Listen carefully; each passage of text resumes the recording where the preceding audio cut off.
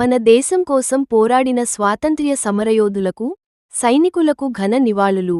మరిన్ని అప్డేట్స్ కోసం మా ఛానల్ని లైక్ చేయండి, షేర్ చేయండి మరియు సబ్స్క్రైబ్ చేసుకోండి. సరే, నేరుగా ఈ అద్భుతమైన చారిత్రక విశ్లేషణలోకి అడుగుపెడదాం. అండర్డాగ్స్ ప్లేబుక్, పళసీర్ రాజా సైనిక మేధస్సు. దశాబ్దాల పాటు తన మైండ్ బ్లోయింగ్ సైనిక వ్యూహాలతో ప్రపంచంలోని అత్యంత బలమైన సామ్రాజ్యాలకే ముచ్చెమటలు పట్టించిన ఒక ప్రాంతీయ యువరాజు కథ ఇది. అత్యాధునిక ఆయుధాలు, అపారమైన సైనిక బలమున్న శత్రువులను, కేవలం అడవుల భౌగోళిక పరిస్థితులను, ప్రజల మద్దతును మాత్రమే ఉపయోగించి ఎలా గడగడలాడించాడో ఈ విశ్లేషణలో మనం చూడబోతున్నాం. ఒక సాధారణ వ్యక్తి అసాధారణమైన సైనిక మేధావిగా ఎలా మారాడో ఇప్పుడు తెలుసుకుందాం. ఈ విశ్లేషణలో మనం కవర్ చేయబోయే ముఖ్య అంశాలు: 1. కేరళ సింహం. 2. అటవీ ప్రాంతంపై పట్టు. 3. ఈస్ట్ ఇండియా కంపెనీ ఓటమి. 4. పెరియా పాస్ విజయం. 5. ఆర్థర్ వెల్లస్లీని మించిన వ్యూహం. మరియు 6. నమ్మకద్రోహం మరియు శాశ్వత వారసత్వం. బేసిక్గా ఇది మన రోడ్ మ్యాప్. మొదటి భాగం, కేరళ సింహం. 1773లో హైదర్ అలీ మలబార్పై దండెత్తినప్పుడు ఏం జరిగిందో తెలుసా? స్థానిక రాజులందరూ ప్రాణభయంతో ట్రావెన్కోర్కు పారిపోయారు. కానీ అప్పటికి కేవలం 21 సంవత్సరాల వయసున్న కేరళవర్మ మాత్రం వెనక్కి తగ్గలేదు. పారిపోవడానికే అసలే అంగీకరించలేదు. తన రాజ్య ప్రజల పక్షాన నిలబడి ఒక బలమైన దళాన్ని ఏర్పాటు చేశాడు. ఆ అసాధారణ ధైర్యసాహసాల వల్లే ఆయనకు కేరళ సింహం అనే పేరు స్థిరపడిపోయింది. భాగం 2, అటవీ ప్రాంతంపై పట్టు. మరి ఇంతటి బలమైన శత్రువులను ఎదుర్కోవడానికి ఆయన నమ్ముకున్న అస్సలు సిసలైన ఆయుధమేంటో తెలుసా? అదే గెరిల్లా యుద్ధం. పళసిరాజ వద్ద భారీ ఫిరంగులు లేవు, లక్షలాది సైనికులు అస్సలే లేరు. దాన్ని భర్తీ చేయడానికి ఆయన వాయనాడ్ మరియు పురళిమల పర్వత శ్రేణులలోని దట్టమైన అడవులను వాడుకున్నాడు. శత్రువుకు ఏమాత్రం అవకాశం ఇవ్వకుండా అకస్మాత్తుగా దాడి చేయడం, వెంటనే అడవుల్లోకి మాయమైపోవడం, ఇదే ఆయన ప్రధాన వ్యూహం. ఆయన కేవలం ఒక యుద్ధవీరుడు మాత్రమే కాదు, అద్భుతమైన సోషల్ మొబిలైజర్ కూడా. అప్పట్లో విభిన్న కులాలు, గిరిజన వర్గాలను ఏకం చేయడం దాదాపు అసాధ్యం కదా. కాని ఆయన నాయర్లు, తీయలు, అద్భుతమైన విలువిద్య తెలిసిన కురిచియాలు, ములుకురుమలు, అలాగే టిప్పూ సుల్తాన్ మాజీ సైనికులైన పఠాన్లు, మా పిల్లలను ఒకే తాటిపైకి తెచ్చాడు. ఇంతటి వైవిధ్యమైన, అత్యంత ప్రేరణ పొందిన సైన్యాన్ని రూపొందించడం ఆయన మేధస్సుకు ఒక గొప్ప నిదర్శనం. ఈ కాలక్రమాన్ని ఒక్కసారి గమనిద్దాం. ఆయన పోరాటం 1-2 కాదు సుమా, ఏకంగా 3 దశాబ్దాలకు పైగా సాగింది. 1774లో హైదర్ అలీతో మొదలై, ఆ తర్వాత టిప్పూ సుల్తాన్తో కొనసాగి, ఆపై ప్రపంచాన్ని శాసించిన ఈస్ట్ ఇండియా కంపెనీతో అంతిమ పోరాటం వరకు. ఇలా తన జీవితాంతం ఒక శత్రువు తర్వాత మరొక అత్యంత బలమైన శత్రువుపై రాజీలేని పోరాటం చేస్తూనే ఉన్నాడు. భాగం 3, ఈస్ట్ ఇండియా కంపెనీ ఓటమి. ఈ 2 సైన్యాల బలాబలాలను పోల్చి చూస్తే ఇది అచ్చం డేవిడ్ అండ్ గోలియాత్ కథలాంటిదే అనిపిస్తుంది కదా. ఒకవైపు భారీ ఫిరంగులు, ఆధునిక ఐరోపా సైన్యమున్న ఈస్ట్ ఇండియా కంపెనీ, మరోవైపు చూస్తే ఫిరంగులు లేని, కేవలం విలుకాండ్రు, కత్తులు పట్టిన సాధారణ రైతులు మాత్రమే ఉన్న పళసిరాజా దళం. ఒకవేళ ఇరు సైన్యాలు బహిరంగ మైదానంలో పోరాడి ఉంటే కొట్టాయం సైన్యం క్షణాల్లో తుడిచిపెట్టుకుపోయేది. అందుకే ఆయన తన స్థావరాలను ఎప్పటికప్పుడు మారుస్తూ ఆ దట్టమైన అటవీ మార్గాలను ఎంచుకున్నాడు. ప్రత్యక్ష యుద్ధాన్ని నివారించి శత్రువులను మానసికంగా, భౌతికంగా దెబ్బతీయడానికి ఆయన వేసిన మరో అద్భుతమైన ఎత్తుగడ వాళ్ల లైఫ్ లైన్స్ను కత్తిరించడం.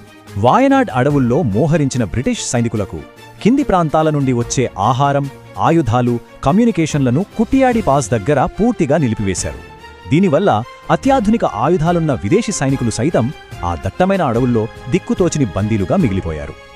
భాగం 4, పెరియా పాస్ విజయం. 1797వ సంవత్సరం మేజర్ క్యామరాన్ నాయకత్వంలో 1100 మంది ఈస్ట్ ఇండియా కంపెనీ సైనికులు పెరియా గనుమ గుండా వస్తున్నారు. అప్పుడు రాజా వేసిన వ్యూహమెంత పకడ్బందీగా ఉందంటే, ముందుగా కనుమకు ఇరువైపులా శత్రువులకు ఏమాత్రం అనుమానం రాకుండా చెట్లతో రహస్య స్థావరాలు ఏర్పాటు చేశారు. శత్రు సైన్యం మొత్తం ఆ ఇరుకైన దారిలోకి ప్రవేశించే వరకు చాలా ఓపికగా వేచి చూశారు. ఒక్కసారి వాళ్లు ఆ ఉచ్చులో పడగానే నలుమూలల నుండి మెరుపుదాడి చేశారు. ఆ దెబ్బతో బ్రిటిష్ సైన్యం కోలుకోలేకపోయింది.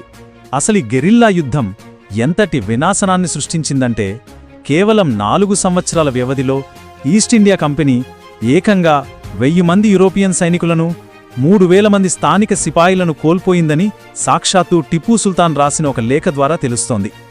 ఈ 4000 అనే సంఖ్య వాయనాడు అడవుల్లో కంపెనీ సైన్యం ఎంత దారుణమైన వైఫల్యాన్ని చవిచూసిందో స్పష్టంగా చెబుతోంది.